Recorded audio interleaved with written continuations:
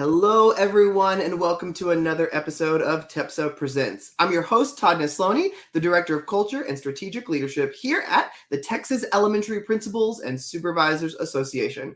We're thrilled every month to bring you different thought leaders from around the United States to share some of their experience and wisdom and knowledge with you in hopes that it helps you become just an even better leader. I am thrilled today to talk to someone who I have learned quite a bit from reading her stuff, and she's written articles for TEPSA. You've probably seen her name before, but that is Miss Marianne Renner. Marianne, thank you so much for being here. Let everybody know who you are. Hey, Todd, thank you so much. I am so thrilled to be here with you all. I provide leadership training and coaching. I'm a keynote speaker. I help leaders navigate through the world of chaos and fast-paced change in today's world that we face. And I must say, although I am not an educator by background, I developed my passion for young people years ago when I founded a 501c3 organization for youths to provide them a positive outlet for energy. Now, hold on to your seats. That positive outlet for energy, are you ready for this, Todd? It was a hip hop dance troupe.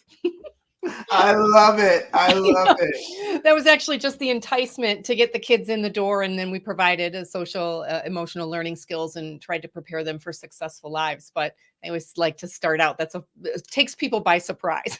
Yeah, I mean, it's such a cool, interesting fact to share as well. I love it. Well, I love too that, what I love about the topic that we're talking about today is it doesn't matter what your role is and what job you have. At some point in your life, there's going to be some change that comes your way. And no matter how any of us feel about change, whether we embrace it or not, it could be scary, it could be difficult, it could be challenging. And so when did this become a topic that became something a little personal to you? You know what, Todd? It has just evolved in conversations, hundreds of conversations that I've had with coaching clients and in my workshops. Change just comes up. And what I have found is that it is the most predictable challenge that leaders face.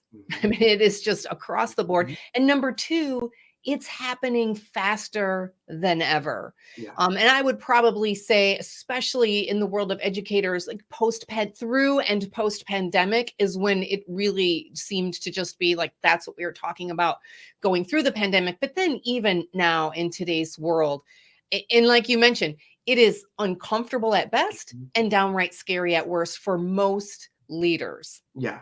So we're going to talk today about how to navigate through some of that change, because you said something really important there, and that is it is happening even more now and even faster than it ever has before. And so get us started with this conversation. What's the first thing you want to share with us about navigating through some change? Well, here's the thing. Many people have an unconscious reaction to change. And if it's left unchecked, if we don't have the self-awareness about how we react, how we respond, it can really sabotage some of our best efforts. And so we have the one tool that I love to share with leaders, and we can dive into this, is really to develop more awareness of yourself, how you react and respond to change, and how others react and respond to change, because as leaders, you're wearing two hats. Yeah. You're leading yourself and then you're leading others. And when it comes to change, both of those things are happening at the same time. And here's the thing. There are some very predictable patterns that we all go through when it comes to change as earthlings. And understanding that can help us really be more effective in how we navigate through it. Well, and I think sometimes as school leaders, we forget about the us piece when we're thinking about change coming down the pipe. We're always looking at, okay, how do we help teachers deal with the change, or the families, or the students? And we forget we have to deal with the change as well. And so you said like this self-reflection piece. Okay, so let's start there. Let's say I'm self-reflecting and I go, I suck at change. Like, I hate it. It gives me anxiety. I don't sleep. Now that I've identified it, like, what the heck do I do? It's like, great, I know that I suck at it, but I don't know what to do next. Yeah, and that's it. And most leaders, when I ask a room full of leaders, how many of you like change? There are usually 2 or 3 bold people that raise their hands, but then they acknowledge they like it when it's them that they're initiating the change, or there's something that they're in control of in the project. So, Right. and most people react the way you do. Here's the thing: people either want to hide, they want to slow it down, or even if they like change, they're frustrated when others don't go along Yes. with change with them. And so when you understand these predictable patterns, you start to say, here's how I'm reacting, here's why, and here are why others might be reacting differently or similarly. So you show up much differently and how you move through the change, because Mm. the tool that I share is called the change curve, which was established by a woman named Elizabeth Kubler-Ross. Not that that's in and of itself is important, except for the fact that she is the person responsible for establishing what many of us know as the 5 stages of grief. Mm. And so that was ultimately, that model was revised for professional career environment, because what we think about change as something new coming in, but we don't think about the fact that something familiar is going away. Ooh, And I that's like what that. we're really reacting to when it comes to change. And that is kind of like dealing with grief, something familiar. That is such an interesting connection that I don't think I would have made Yeah. otherwise. And I think, as a leader, I'm already, my brain's already rolling about the importance of acknowledging for people that what is leaving may hurt as it leaves. And that's Mhm. okay to mourn the loss, Yeah. or to feel a certain way as it's leaving. It doesn't mean we can't embrace what's coming, but I think that's important, not to ignore the Yeah. pain that some people may feel by something leaving. Yep.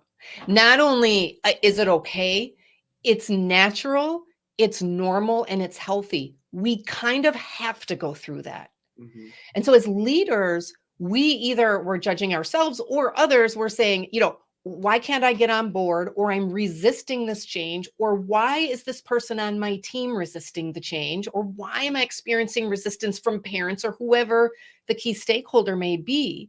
And when you have this awareness that there is a process and a pattern, there are 4 stages that everyone has to go through, you can now show up for yourself and for your teams differently, because as a leader, you want to help support and guide them through the process, Right. not push them along Yeah. or, force them into a certain phase of the process.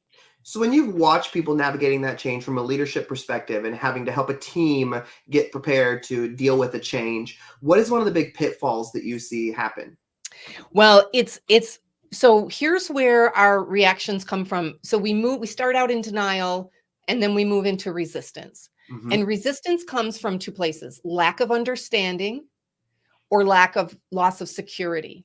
So, Oh, and it's that thing that we're familiar with that's going away. Maybe it's our role, maybe it's a performance metric that's changing. Hey, I used to be really comfortable, and now I'm going to be in a situation I don't know if I'm going to be a rock star like maybe I was yeah. before. So, what we want to do is, number 1 is communicate. Is I always like to call it the OM communication. That's OME. You want to communicate as a leader, communicate a message as often as you can. You want to communicate as much as you can and as early as you can. And that helps people go through the change, because when they're feeling loss of security or lack of understanding, you want to communicate why things are changing, what is the case, maybe use data driven conversations on Yeah. why something is changing so that they understand, and then help them really deal with that loss of uncertainty, loss of security, like what's going to happen to me as Yeah. a result of this change. So on the flip side, what if my leader does not navigate change well, Yeah. and my supervisor, and I'm here trying to manage myself through the change, but they're not managing it well as it comes down the pipe? What are some things that I can do to not feel overwhelmed in that because my supervisor or leader, whoever's ahead of me, isn't handling it well themselves? Yeah, that's such a great question. Often it's the other way around, because the leaders are usually aware of the change first before those around them Yeah. are. And so they're farther along in this change curve process, which, think of the curve as like we'll say a V, since we don't have it in front of us. And you're starting at the top, high energy at the top tip of your Mhm. V, and then you're going to travel down low energy into that bottom point. And if all goes well, you'll move through that and come up the other side. Sounds a Now, lot like a principal meeting. It starts yeah, out great when you're with all the principals and the superintendent says something of change, and then we're all like, no! And then by the time we leave, we all have to be okay with it to convey it to our staffs. yeah. So I would say, right, that's what we want to do. We like have to be okay. We sometimes as leaders, we want to push people through, but whether you are somebody who reports to the leader, which is the scenario you're Yeah. describing, it's really having empathy. Everybody's going to go through this process. It's predictable, but it's not linear. So how you show up and what part of the stages and back and forth, that's not super predictable, but you're going to go through it. So you want to have empathy, you want to listen, and honestly have the conversations. Mhm. We're so afraid to have difficult conversations. Right. So talk to them, have a one-on-one, talk about, and what I recommend to leaders and teams is to use this change curve as a tool. I have to say, diagram this curve on a wall, on a flip chart paper, and everybody put sticky dots where you are on the curve. Like increase your awareness, increase the people around you's awareness of the fact that we are all going through this process. And the key is that we don't want to get stuck at the bottom of that V. That's what we call the point of no return. Right. And that's when people either leave, like literally physically point of no return, or worse yet, they stay physically, but they're gone mentally, emotionally. Right. So having the conversations, really direct conversations about this topic are what help people move through that process. So this may be the same answer as what you just said, but I want to ask it just to make sure. And that is, as we know, when you work with any group of adults, there's always someone who is the most difficult, who is the most resistant, who is the most not ready for that change, and can really try to buck the system because they don't want to embrace it. I hear the empathy side. I hear the difficult conversation side. But when I think about some of these school leaders who are like, look, I've got 95 people I've got to get to be okay with this change. They all work with us every day. This one person I cannot get to move. Is it just continuing to have those conversations? Or is there another piece in the puzzle there for that really extreme person? Yeah. So I'm going to give you two answers because it's kind of a both and rather than an either or. When people are resisting, oftentimes they just don't feel heard. So you might not agree with them, but they just want to feel like their voice matters. Right. And if as a leader, you can have that conversation and use those active listening skills that they truly feel that their voice has been heard, they are much more likely to get on board with the change, even when it's something that they don't like or they don't want. So that's number one. Number two is, I always say, if you're trying to solve a problem, solve for 80% of the problem, because now you're going to move through. If you have 1 out of 95, right, that's what tends to get our energy. But then we've got, 94 others that really need us. So be aware and mindful of how much energy that you're giving to in that case, a 1% or a 2%. Yeah. But I would say it's a both and, if that makes sense. No, I love that perspective too, because I think it's important to remember what you just said of not putting all your attention and all of your energy into those that are not making the change, because then those that are feel like they're not seen and they're not acknowledged anymore. And you're like, I'm doing it right. And you're not even acknowledging me because you're so focused on who isn't. So I think you made a really, really great point there. Well, as we're thinking about this change and how we navigate it, and as educators, this is something that's always happening. When you think about the big picture, sometimes there's a lot of things that are changing all at one time. And you want to put focus on each of them because each of them are equally as important. But how do you prioritize like what change to deal with first when all these changes have to happen? Yeah.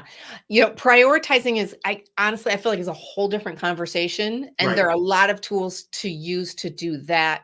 But I would say, again, look at where there is the greatest lack of understanding of the reason for the change, and where's there the greatest maybe loss of security? So is it going to affect my job? Is it going to affect my role? Is it something that, hey, I was really comfortable with before and now I don't know what's going to happen? Your job as a leader is to do a couple things. Number one, manage the resistance, and that's explaining the why, Right. explaining the benefits, and using data-driven conversations. Usually that's really helpful in managing resistance, because our brains can wrap around something that's fact-based more than story. And then I would say, so that's where I would start. Like, Okay. what's going to be most threatening to me in terms of my loss of security? So when you think about this entire conversation we've had today, and we've talked about some little bits and pieces just to give people some roadway to get started on thinking about this, or some pitfalls, what's the biggest thing you want them to hear from this conversation? The biggest takeaway? Awareness. Hmm. Your self-awareness of how you're reacting, how you're responding, and why, and your awareness of how and why others are reacting and responding. That's what's going to help you move through all of this. You're going to start up with denial. You're going to move into resistance. You might hopefully not get stuck, and then you're going to move out the other side. And if you understand what's happening and why, you can lead yourself and you can lead others. But awareness, I always say, Todd, awareness is like having a golden key that unlocks a magic door. It takes you wherever you're trying to go. You ever feel like you're like banging your head up against a door and you just can't get through? Awareness is going to take you to that new level of getting you where you want to go. I love that. Well, Marianne, if people want to connect with you or they want to learn more, they're like, oh my gosh, Marianne had some good points. I know she's got more resources somewhere. Where can they go? Yeah. If you go to mariannerenner.com, that's my name, /resources, you can look anywhere on my website there. And I actually have diagrams and blog articles about the change curve. You can download an actual diagram, and you can use that as a worksheet with your team. So anything you need, we've got tons of resources for you there. And I know you do speaking as well. So if any of these administrators are interested in bringing you in or having you work with their admin teams or their staff, that's something you also specialize in, right? Absolutely. A keynote speaking, I do a lot of workshops, team buildings, trainings, and a lot around this topic, as well as other leadership topics. So thank you for asking. Well, Marianne, I have been so looking forward to this conversation, and there were some great takeaways for me today as well. So we hope that you listening have enjoyed this as well. We hope to see you in a couple months at our TEPSA Summer Conference, and we hope you go to mariannerenner.com to check out all of her resources and connect with her in new ways as well. Join us again next month for an all-new TEPSA Presents conversation. Thank you.